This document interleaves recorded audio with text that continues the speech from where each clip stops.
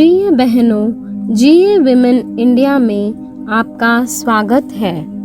आज हम एक विशेष विषय पर बात करेंगे।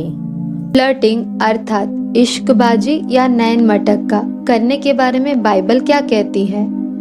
बाइबल विशेष रूप से हमसे इस विषय में बात नहीं करती है कि फ्लर्टिंग अर्थात इश्कबाजी या यौन प्राप्ति के लिए बातों से विपरीत लिंगी को आकर्षित करना गलत है या नहीं, परंतु इसमें कुछ ऐसा सिद्धांत है जिन्हें हम लागू कर सकते हैं। सबसे पहले हमें यह परिभाषित करने की आवश्यकता है कि इश्कबाजी या नैन मटक्का क्या होता है।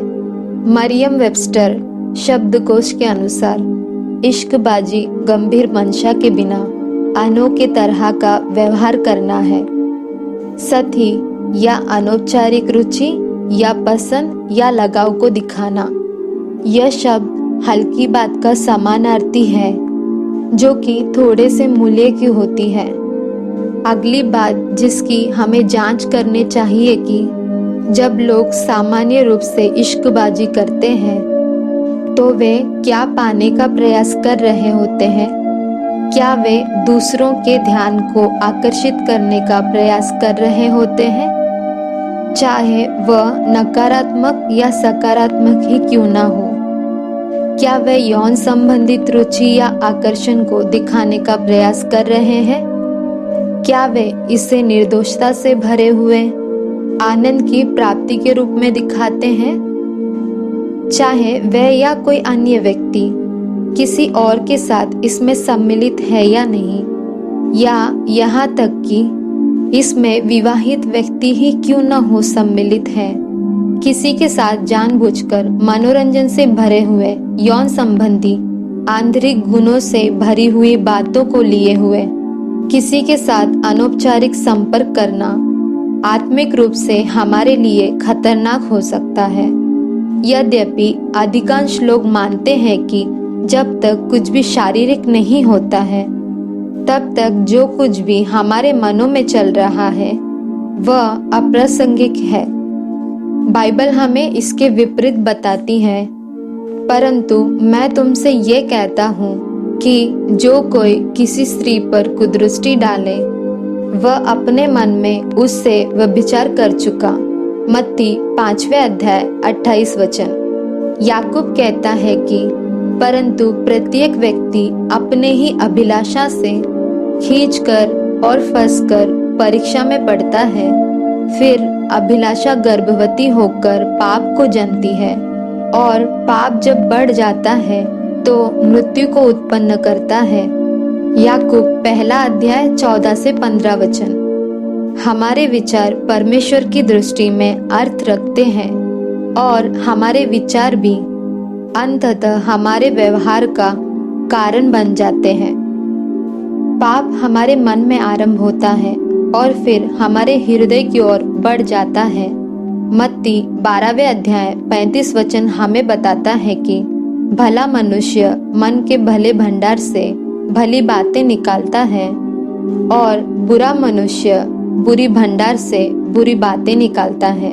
यह एक सच्चाई है जिसमें हम स्वयं को घेर लेते हैं। जिस किसी भी गतिविधि में हम स्वयं को सम्मिलित करते हैं और जिस किसी भी बात से हम स्वयं के मन को भरते हैं वह वही है जो हम बन जाते हैं। यही कारण है कि फिलिपियों 4 अध्याय 8वां वचन कहता है, इसलिए हे भाइयों, जो बातें सत्य है और जो बातें आदरणीय है और जो बातें उचित है और जो बातें पवित्र है और जो बातें सुहावनी है और जो बातें मनभावनी है, अर्थात जो भी सद्गुण और प्रशंसा की बातें हैं उन पर ध्यान लगाया करो।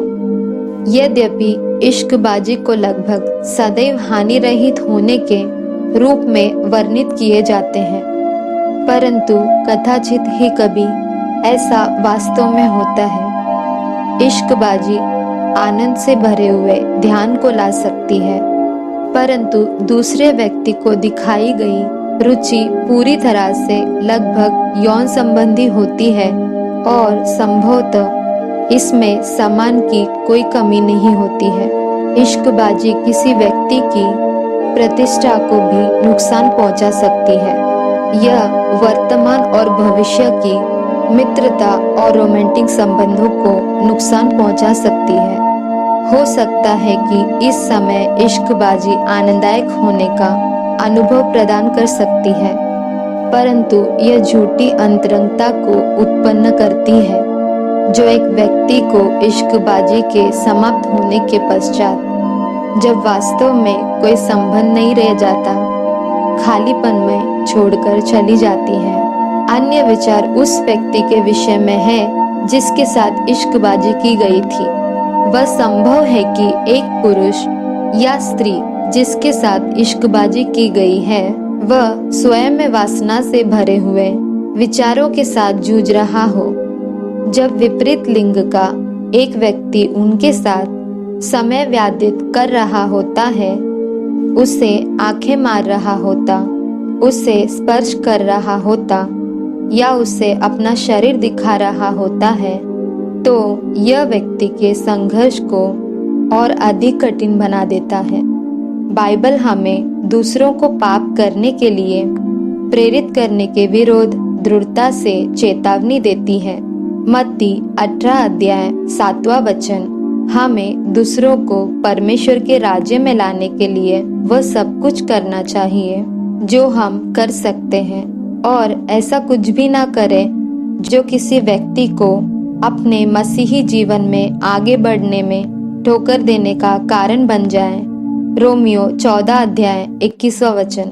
बाइबल हमें बताती है कि हमें एक अच्छा नमूना बनना चाहिए जो दूसरों को अपने व्यवहार के माध्यम से मसीह का प्रेम दिखाता है। इफिसियों 5वें अध्याय 1 और 2 वचन। मसीह का प्रेम वास्तविक और गहरा है, यह शुद्ध है और दूसरों के लाभ के लिए है। इश्कबाजी की अपेक्षा हम दूसरों के साथ ईश्वरीय प्रेम में होकर प्रेम करना चाहिए। 1 कुरिन्थियों 10वें अध्याय 31 वचन हमें स्मरण दिलाता है कि इसलिए तुम चाहे खाओ, चाहे पियो, चाहे जो कुछ करो, सब कुछ परमेश्वर की महिमा के लिए करो। ऐसे अनेक वीडियो देखने के लिए हमारे पेज को लाइक करें, फॉलो करें और सभी बहनों के साथ शेयर करें। प्रभु आपको आशीष दे। धन्यवाद।